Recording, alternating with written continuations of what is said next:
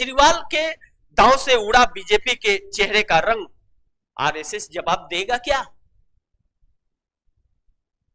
क्योंकि आप दर्शक यह देखिए, अरविंद केजरीवाल ने जंतर मंतर से जब हल्ला बोला तो उन्होंने 5 सवाल दागे, बहुत ज्यादा नहीं, 5 ही सवाल बोले, लेकिन क्या उन 5 सवालों का जवाब देगा आरएसएस या भाजपा के पास है जवाब? जो नफरत की बीज बोते हो, जो तानाशाहियां दिखा रहे हो, उनके पास जवाब हो सकता है क्या?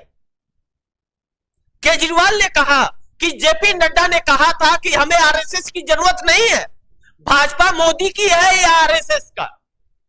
क्योंकि 1980 में जनसंघ को समाप्त करके भाजपा का जन्म हुआ था, आरएसएस ने किया था।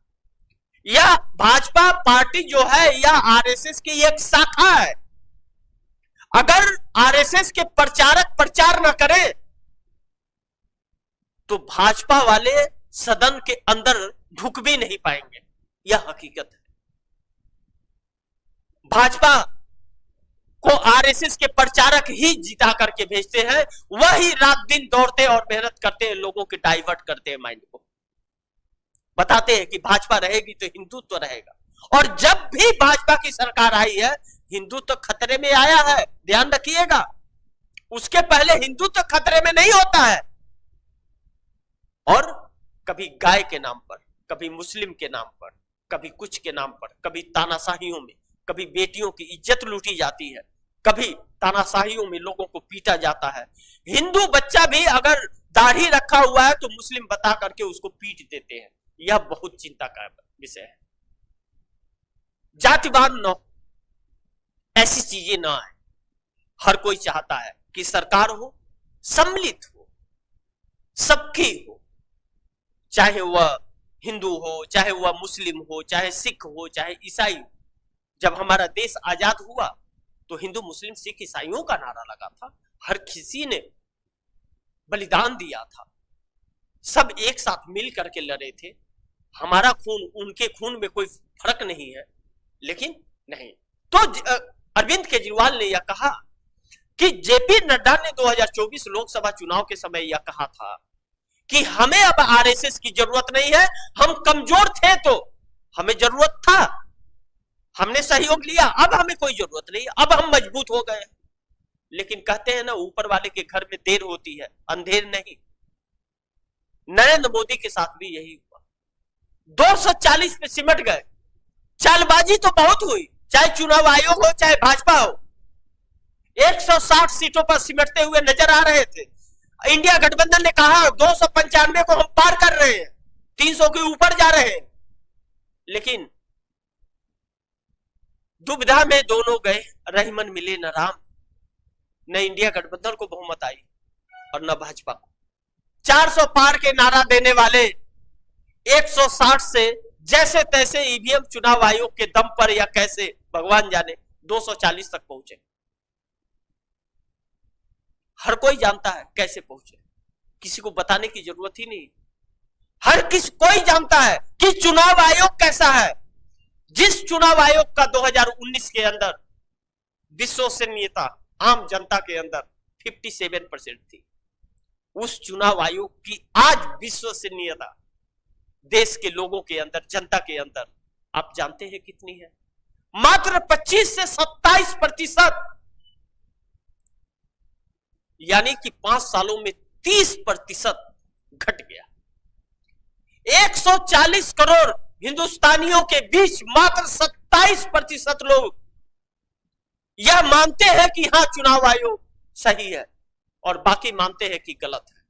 यानी कि 140 करोड़ के अंदर 1 करोड़ 10 लाख 101 करोड़ लोग, 110 करोड़ लोग यह मानते हैं कि चुनाव आयोग धांधलियां करता है। 110 करोड़ लोग 140 करोड़ में यह मानते हैं कि उसके ऊपर विश्वास नहीं है किया जा सकता। यह चुनाव आयोग चुनाव कराएगा। आप याद कीजिए सुप्रीम कोर्ट का जजमेंट डीवाई चंद्रचूड़ का, उन्होंने कहा कि मुख्य चुनाव आयोग की नियुक्ति में पारदर्शिता होनी चाहिए और पारदर्शिता अगर नहीं है तो वह सही नहीं होगा। इसके लिए सुप्रीम कोर्ट का सीजीआई नेता विपक्ष और प्रधानमंत्री, 3 लोगों की कमेटी करेगी। प्रधानमंत्री ने क्या किया, एक विधेयक लाए और विधेयक ला करके कानून बनाया कि नहीं, सीजीआई नहीं होंगे, प्रधानमंत्री होंगे, उसी सरकार का एक कैबिनेट मंत्री होगा और एक नेता विपक्ष होगा। तो पारदर्शिता कहां से आई? प्रधानमंत्री ने तो अपने खुद चॉइस किया, तो 2-1 से तो फैसला हो गया। ऐसे हालात में यह देश चल रहा है और अपने हिसाब से बिसात बिछाई जा रही है, फिर भी मात खा जा रही है। तो अरविंद केजरीवाल ने पूछा कि जेपी नड्डा ने जो कहा कि आरएसएस की जरूरत नहीं है, क्या आरएसएस की है भाजपा? आरएसएस को भाजपा की जरूरत है?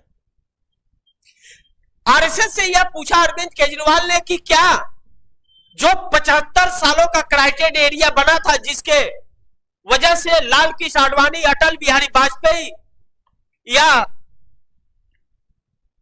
बाकी के नेताओं को जिस तरह से हटा दिया गया, चाहे मुरली मनोहर जोशी हो, सबको, कल्याण सिंह हो, सबको जो साइड किया गया, हाशिए पे रखा गया, यह कानून नरेंद्र मोदी के लिए भी लागू है या नहीं? अमित शाह कहते हैं कि नहीं, नरेंद्र मोदी के लिए लागू नहीं होता।